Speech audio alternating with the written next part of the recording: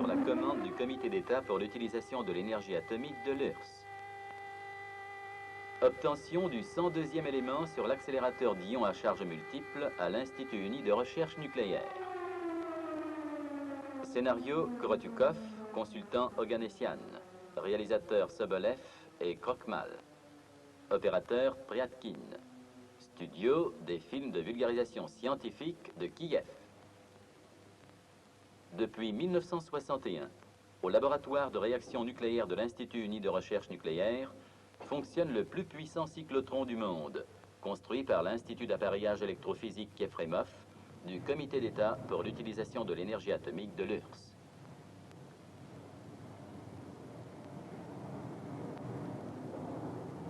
Cette machine est un système classique à 2D.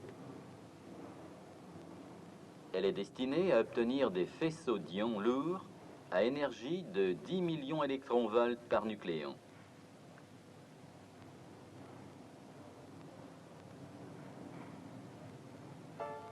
Envisageons certains paramètres de l'accélérateur. Le champ magnétique continu, dont l'intensité atteint 19 000 Ørsted, est créé par un électroaimant pesant 2200 tonnes.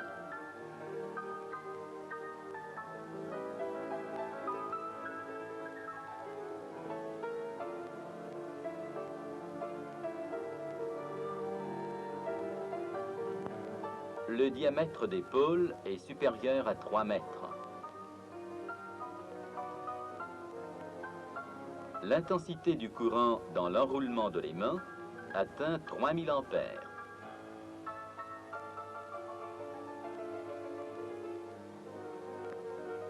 Le volume du système résonant de l'accélérateur est supérieur à 75 mètres cubes.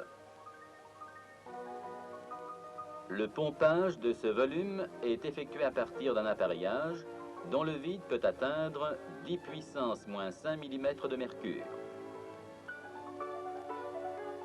Le système résonant est conçu de manière à permettre le changement de la fréquence propre du circuit, comprise entre 3 et 6 MHz.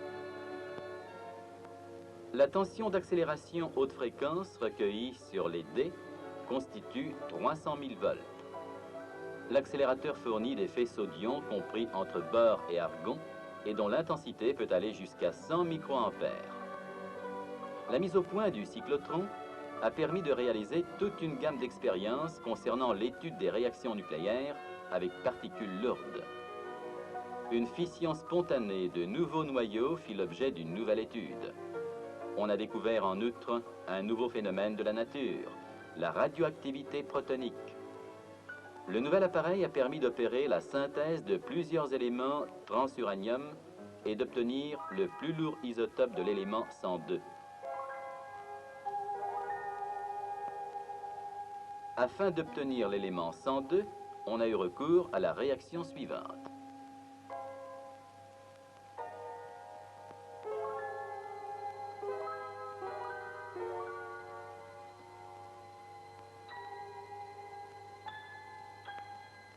On sait qu'il existe une probabilité assez considérable d'interaction entre les ions accélérés de néon avec les noyaux d'uranium. Cependant, le processus fondamental du domaine nucléaire réside dans la fission des noyaux. Ce n'est que dans un cas sur les 100 millions qu'après capture du néon par le noyau d'uranium, le noyau excité émet 4 neutrons et se transforme en isotope 256 de l'élément 102. Le noyau ainsi obtenu est ralenti dans l'atmosphère de l'argon et descend sur la surface du disque en chaîne. Après la désintégration alpha, le noyau engendré, celui de l'élément fermium 100, émet des neutrons et passe sur le collecteur situé près du disque.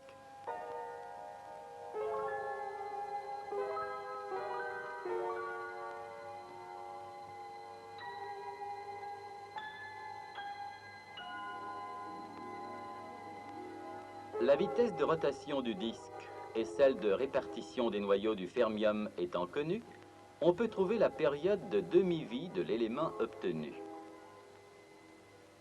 Malgré l'intensité considérable du faisceau d'ion, la formation de l'élément 102 présente un phénomène si rare que chaque expérience dure au moins 10 à 12 heures.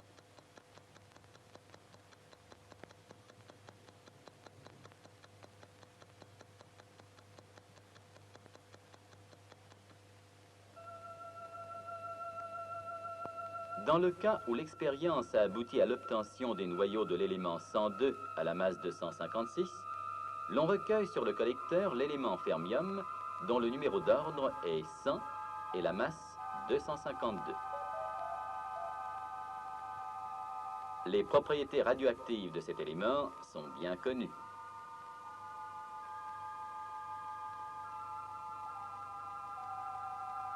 Avant de passer à l'identification physique du fermium, il convient de le prélever par voie chimique de la somme des éléments recueillis sur le collecteur.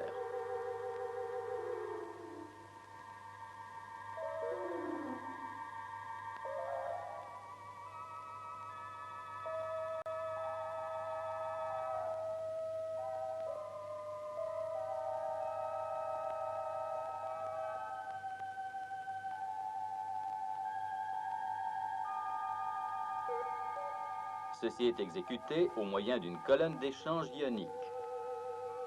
La première étape consiste à séparer les éléments transuranium des isotopes émetteurs de rayons alpha.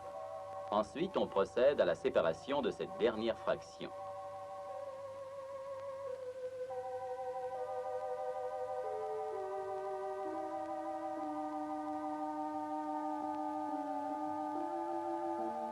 Le processus commence par l'extraction des éléments les plus lourds et se termine par la séparation des éléments possédant des numéros d'ordre inférieurs.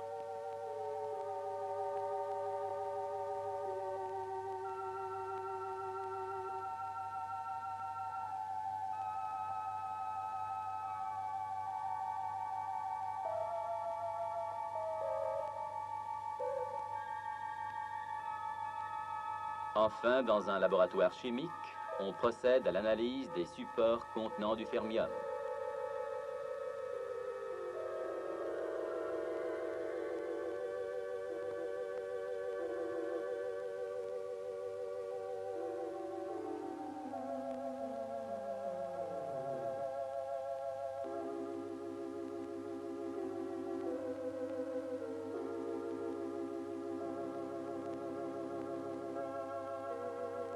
Un appareillage physique sensible permet de déterminer avec une grande précision l'énergie des particules alpha émises par les noyaux de l'élément 100.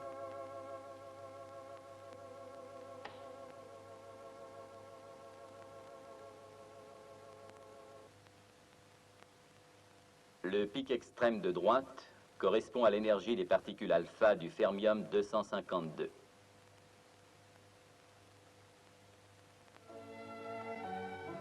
Dans le laboratoire de réaction nucléaire à l'Institut uni de recherche nucléaire, on a obtenu plus de 1000 noyaux de l'élément 102.